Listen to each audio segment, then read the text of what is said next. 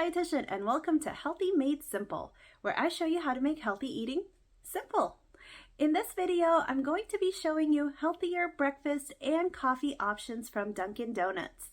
Now, whether you go to Dunkin Donuts on a regular basis or whether you stop by every once in a while, it's always a good idea to have a couple options in mind that you know are healthier choices and that you know you will enjoy as well, so when you do go, you can make some better choices. Now, if you're going to Dunkin Donuts in the morning to grab some coffee and you haven't had breakfast otherwise, so you didn't have breakfast at home, you don't have breakfast with you, you're not going to go eat breakfast anywhere else, do me a favor and get yourself something to eat if you're going to be having coffee. Now, we don't want to make coffee, which is going to be mainly caffeine and sugar. We don't want that to be the first thing we introduce into our system in the morning on an empty stomach. Now, I know a lot of people aren't very hungry in the mornings, which makes a lot of sense. I mean, we've spent the night sleeping, so hopefully we're waking up rested. We haven't used a lot of energy in the morning from the time we wake up to when we go out the door, unless you're getting a workout in. So it makes sense that you may not be too hungry. But we want to make sure we have something to eat that's going to have at least protein, and if it can have some healthy fats as well, even better. And of course, a little bit of carbs too for some energy. But having that nice little balanced breakfast in the morning is going to, one, help regulate your blood sugars so that the sugar from your coffee isn't going to cause as big of a blood sugar spike when you drink it. Two, it's going to help with giving you some fuel for the next couple hours that are coming up.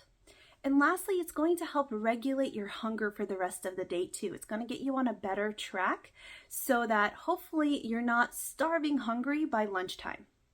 Now, when I'm looking at breakfast options at any place, especially Dunkin Donuts, the two main things I'm looking for are, one, is going to be protein, because I want to make sure the food that I'm going to have for breakfast is going to have some sort of a protein to help with that blood sugar response.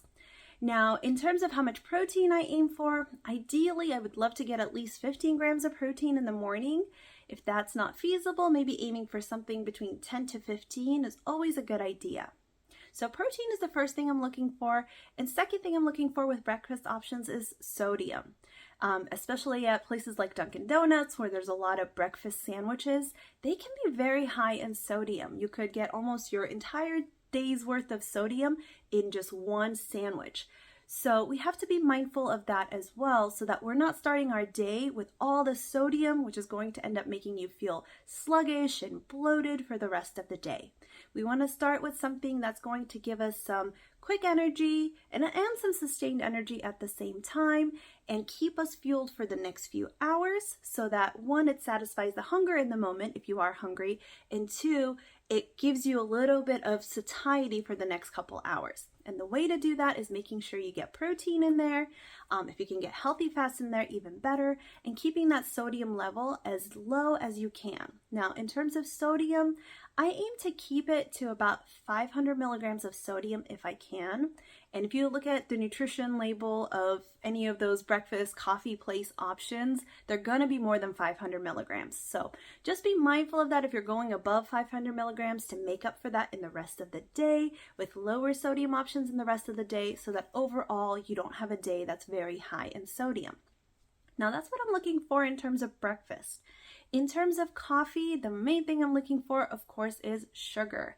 Coffee beverages, especially specialty coffee beverages, can be very high in sugar.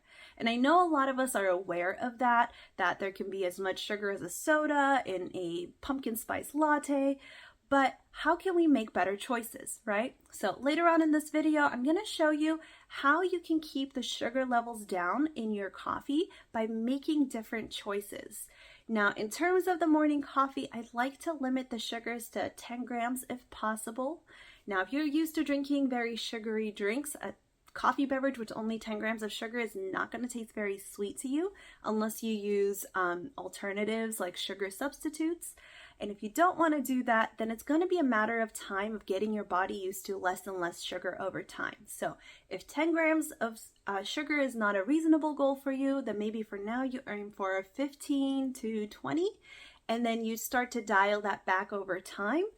Especially if you're used to getting maybe a sugary latte every morning, it's not going to be feasible to expect yourself to stick to black coffee every day instead. You're not going to enjoy that. So you may just need to taper that down over time to try to get to about limiting to 10 grams of sugar per coffee beverage that you're having in the morning.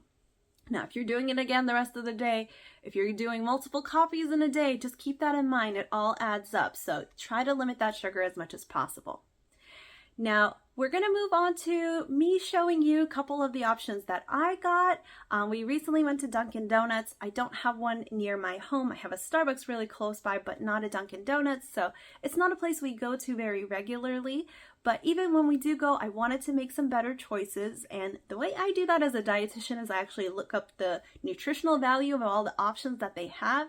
And I know that's not feasible for everyone to do, hence the video. So I can show you, I've done the research, and I can show you what are some healthier options out there. So I'm going to show you the breakfast options that we got when we went, and that was for me, my husband, and my son to share. We got a couple different items, and with those you can either get maybe one for breakfast if you're not too hungry, or maybe mix and match with 1 to 2 of those options for breakfast. All the options that I'm going to show you are pretty good alternatives, pretty healthy alternatives.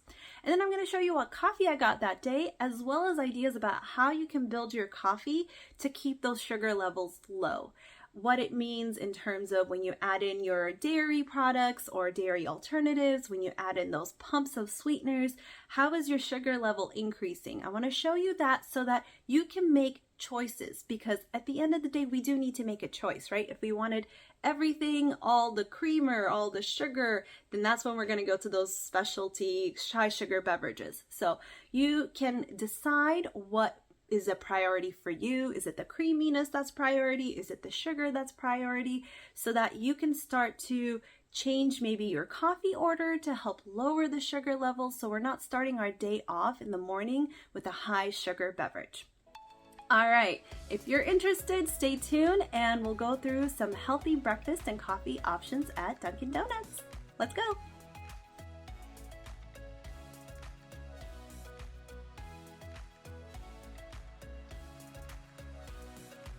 Now the first breakfast option I have is their avocado toast, and this is by far my favorite. This has a slice of sourdough bread with the avocado spread and everything bagel seasoning on top.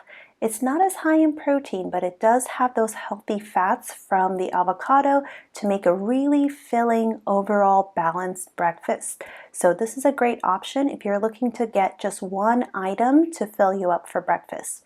Now, if you're looking to mix and match, one of the options you could do is these bacon and cheddar omelet bites. And if you find the egg white and veggie ones, I think that one's even better because it's a little bit lower in sodium.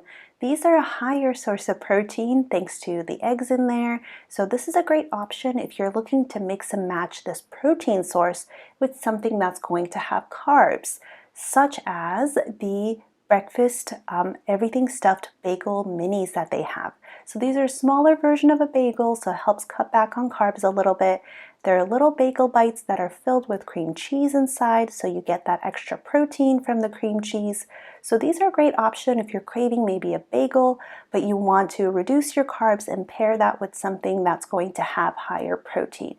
And if you're in the mood for something sweet, you can always go for the Munchkin Donut Hole Treats. It's a donut shop anyways, but instead of going for a full donut, I prefer these donut hole treats because they let you get that sweetness from donut while keeping the portion sizes on the smaller side. You get 3 mini donuts like this, and they're assorted flavors so that you can get that sweetness. And I always suggest pairing this with an option that's going to be higher in protein to help manage your blood sugars a little bit better. Now, those are the breakfast options that I have. Moving on to my coffee order, I got a medium cold brew with oat milk and 2 shots of hazelnut, which is their sugar-free sweetener.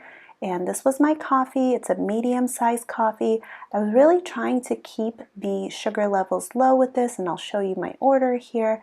The medium cold brew with 2 hazelnut shots and oat milk. I prefer the oat milk in my coffee because it provides creaminess, and I'm lactose intolerant as well, so it does add that creaminess without the dairy. and then I tried to keep my sweeteners on the sugar-free side. So let me move on to showing you my Dunkin Donuts coffee order guide. And feel free to stop the video right here and take a screenshot of this so you can refer back to this in the future. This is for a medium coffee drink at Dunkin Donuts. Now I always suggest building your own coffee because one, you can control what goes in there versus a pre-made order, and two, it'll actually help kind of save you a little bit of money too. Now I suggest starting with a coffee base that doesn't have any sugar. So options could be iced coffee, cold brew, an Americano, or a hot coffee. If you're starting with a latte or a macchiato, those already have the milk in there, so they're going to be a higher sugar base to start out with. Now moving on to dairy or dairy alternatives, you can see it's not a big source of sugar. I mean, it can range anywhere from 0 to 3 grams of sugar for the serving that's going into your medium coffee beverage. And so go with what works for you. If you like the creaminess, whatever you prefer, whatever flavoring you prefer, whatever consistency you prefer, but also be mindful that that's going to contribute to the sugars in your coffee. Now the sweetened flavors, this is where a majority of the sugar comes from. And in a medium coffee drink, you get 3 pumps. And as you can see, if you get all 3 pumps for these different sweeteners, you're looking at anywhere from 37 to 38 grams of sugar just from the sweetener alone.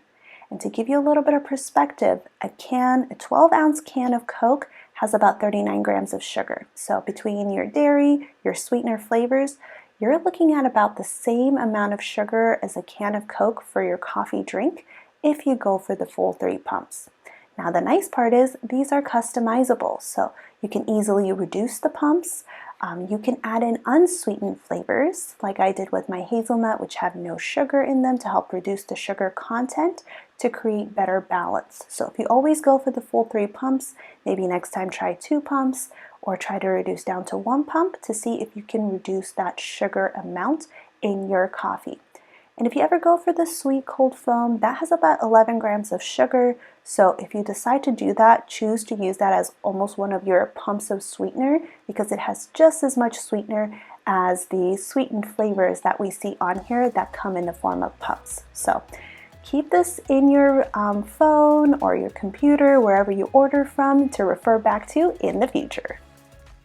Thank you so much for watching. I hope this video helped give you some ideas for healthier breakfast and coffee options at Dunkin Donuts and how you can approach the menu at any other coffee shop as well to try to make some better choices. If you like videos like this, let me know if there's another place you'd like me to cover next, whether it's another coffee shop, a restaurant, a fast food place. I can do another video like this going through the menu and giving you some healthier alternatives. And if you have ideas for any other types of videos that involve healthy eating and a healthy lifestyle, please make sure to leave a comment down below and let me know, and I'd be happy to take that into consideration. I hope these videos help give you ideas about how to make healthy eating simple for you and your family. If you like the content that I produce, please make sure to hit that subscribe button to help my channel grow and stay tuned for future videos. Thank you again so much for watching, and I hope you have a wonderful day. Bye-bye.